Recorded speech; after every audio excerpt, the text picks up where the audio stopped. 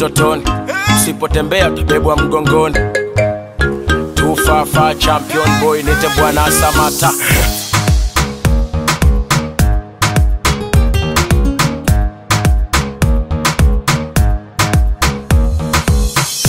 Wanaota mapembe ongeze mkia, na ukini beep tunakupigia.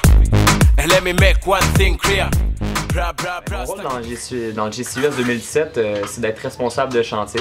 Fait que c'est surtout de communiquer avec le contremaître, de s'assurer qu'il sache vers où on s'en va, puis qu'après ça, il me communique ses besoins par rapport à son équipe de travailleurs, voir où est-ce qu'on est rendu, comment ça avance. Qui est aussi important de gérer la qualité des travaux qu'on fait. Donc vérifier que la pente est au niveau, que les fermiers ne creusent pas trop, qu'on s'enligne vers les bonnes affaires. Donc en gros, je fais la coordination avec les fournisseurs pour l'achat des matériaux, puis je fais la coordination aussi avec les gens du village pour l'entreposage de ces dits matériaux. Donc aujourd'hui, ma journée, ça a commencé à 5h30. Elle a commencé tôt, à 5h30 ce matin avec Jean-Félix, qu'on appelle Jeffou ici en Tanzanie. On est parti avec Abou en moto pour aller sur le chantier. Arrivé là-bas, après ça, c'est de s'occuper de, dans le fond, loader le chariot à bœuf, c'est ça, chariot à bœuf. On a décidé de prendre 10 sacs de ciment aujourd'hui. Le but, dans le fond, c'est de faire la dalle de béton. Là, ils commencent par le sable, ils mettent ça à terre, ils l'étalent de façon uniforme sur les plaques de métal. Une fois que le sable est mis, ils ouvrent les sacs de ciment, ils versent ça sur le sable. Puis après ça, ils homogénisent le sable et le ciment ensemble pour faire une pâte, dans le fond, un mélange de couleurs gris pour rendre ça uniforme.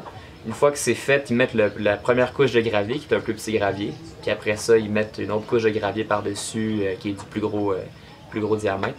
Puis après ça, ils mettent ça de façon homogène sur la surface du tas de sable. Puis une fois que ça c'est fait, après ça ils mettent de l'eau petit peu à petit peu, section par section. Puis ils mélangent ça jusqu'à ce qu'il y ait une consistance qu'on juge qui se met bien. C'est important de rester avec eux pour pas qu'ils en mettent trop parce qu'ils ont souvent tendance à en mettre beaucoup. Puis je les comprends, c'est plus facile à mettre en place, mais au niveau qualité, c'est pas aussi bon. Fait qu'on fait attention à surveiller ça. Puis une fois que c'est mis en place, après ça on prend le temps de compacter, on finit ça pour faire une belle surface lisse pour être sûr que le canal coule bien. Fait que c'est grosso modo ça pour la dalle de béton en tout cas.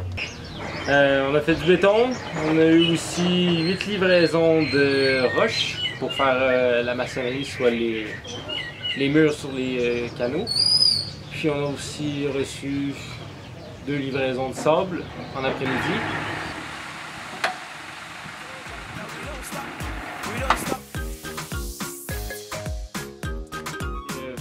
Il y a tellement d'aspects qu'on peut tout simplement pas gérer, donc il s'agit juste d'attendre. D'attendre et d'attendre. Ce que j'ai développé.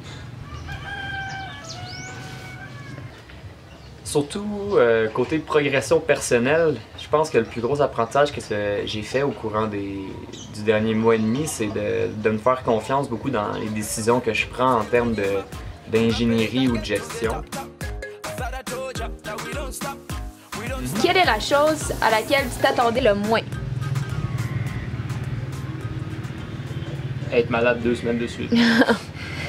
J'étais sûr que j'allais être malade, mais je pensais pas que ça durait si longtemps. Sinon, je suis surpris de voir à quel point les gens ils travaillent fort, autant les fermiers qu'autant que les gars qui s'occupent de la maçonnerie puis de faire le béton.